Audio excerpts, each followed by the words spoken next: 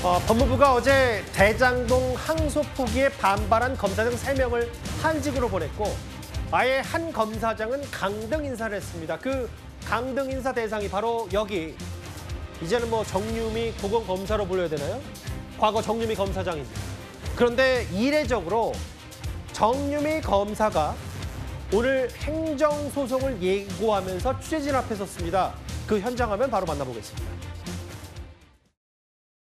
개인의 인사가 마음에 들지 않아서가 아니고 명백히 현존하는 법령을 위반한 불법적이고 위법적인 인사이기 때문에 이것을 제가 수인하고 이대로 받아들이고 넘어가게 되면 이게 우리 후배들을 위해서나 혹은 우리 검찰을 위해서나 좋지 않는 선례로 남을 것이 분명하다고 생각해서 저는 차라리 제가 뭔가 잘못한 게 있다면 징계 절차를 진행을 해줬으면 하는 바람입니다. 인사권의 껍질만 둘러쓰고 지금 사실상의 중징계의 처분에 거의 준하는 강등을 한 것은 비겁해하지 않나, 좀 떳떳하지 않다고 생각을 하고요. 검사장들 좌천 인사보다도 더 주목을 받았던 게 바로 정유미 이제 현 고검검사입니다.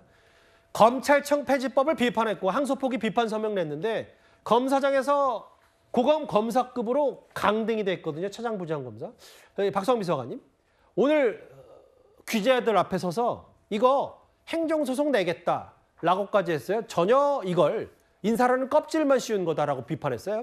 근데 이제 법무부에서 이제 얘기하는 걸 보면 정상적인 인사였다라고 이야기를 하고 있고, 실제로 검찰청법 제6조에 보면 검사의 직급이라는 것을 검찰총장과 검사로만 구분해 놓았기 때문에 그 배치를 어떻게 할 것인가에 대해서는 이 법무부 차원에서 결정할 문제였다라고 생각을 합니다. 그래서 지금 정유미 검사장 같은 경우에는 차라리 징계를 해라, 혹은 이 부분에 대해서 행정소송을 하겠다라고 이야기를 하고 있지만, 글쎄요, 저도 그 소송의 결과가 좀 궁금하긴 합니다. 법무부가 적절한 차원에서 적절한 취지에서 인사조치를 했는데 거기에 대해서 무리하게 반발을 하게 되면 오히려 역풍은 본인이 맞을 수 있는 게 아닐까라는 생각이 들고, 여기에 대해서 견해가 다르다고 억압하고 박해했다라는 것 역시도 개인의 좀 주관적인 해석으로 보이기 때문에 저는 지금 상황에서 이 법무부와 대립각을 세우는 이 검사장의 발언에 대해서 향후에 어떤 상황들을 좀 더 지켜봐야 더 많은 이야기를 할 수 있을 것 같다라는 생각이 듭니다.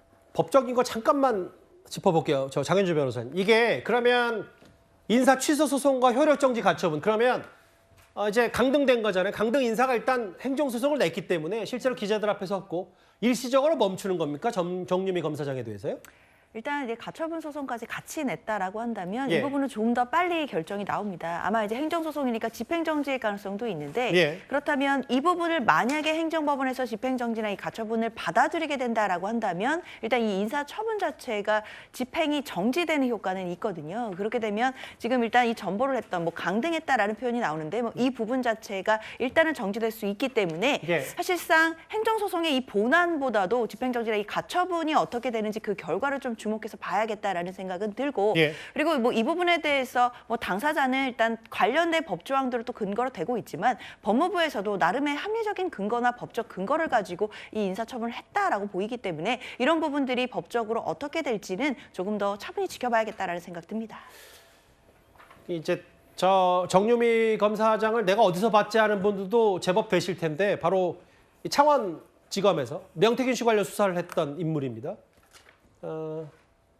일단은 검사장에서 강등이 됐고 이거에 대해서 법적 대응을 예고했어요. 과거에 이번 법무부의 검사 인사 말고도 지난번 과거 검찰 내부의 반발에 대해서 정성호 법무부 장관은 이렇게 말한 바가 있습니다.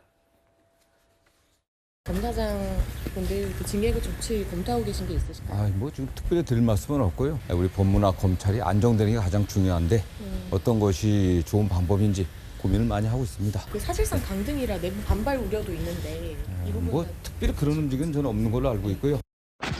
검찰의 명예와 신뢰를 실추시킨 사람은 법무부 장관과 그 윗선, 다시 말해서 이재명 정권 그 자체입니다. 이 정유미 검사장 말고도 이번에 인사조치 대상이 된 두 사람이 있죠. 부산지검장과 광주지검장. 검찰 내부 게시판에 이런 글을 썼습니다. 양쪽 진영으로부터 정치검사라고 비판받아왔다. 부끄럽지 않은 사람이 되고자 노력했다. 어제 즉각 사의를 표명한 두 사람이기도 합니다. 이분들은 이재명 정부 들어서 승진하신 분들 아닙니까? 그렇다면 이재명 정부 입장에서는 이른바 자기네 쪽 사람이라고 생각했던 분들일 겁니다. 그런데도 불구하고 항소포기라는 이 항소포기의 결과로 인해서 대장동 일당이 범죄 7,400억 원에 이르는 범죄 수익을 사실상 공권력에 의해서 합법적인 돈으로 세탁을 된 상황이거든요. 예. 그렇다면 검찰의 존재 이유가 뭡니까? 나쁜 놈들 잡아다가 수사하고 기소해서 재판 발해서 처벌하는 거 아닙니까? 추징해야 되는 거 아닙니까? 근데 그거를 아예 그런 기회조차 박탈했습니다. 그러면 검사장 입장에서 이게 어떤 경우에서 항소 포기가 됐는지 당연히 질문을 할 수밖에 없습니다. 이거는 집단 항명이 아니라 왜 문제 있는지에 대해서 질문을 한 건데 이것을 집단 항명으로 규정하고 이렇게 보복성 인사를 했다는 것 자체가 어불성설이고요. 저는 때리고 놓고 때렸는데 맞은 사람이 억소리 내니까 왜 억소리 냈냐고 더 때리는 그런 형국이 아닌가 싶습니다. 일단 강등 검사장, 정유미 검사장이 취소 소정을 냈기 때문에 그 결과 아마 여러 가지 관심들을 많이 받을 것 같습니다. 4위였습니다. 어제 항소 포기 논란에서 입장을 냈던 검사장들이 좌천성 인사를 당했습니다.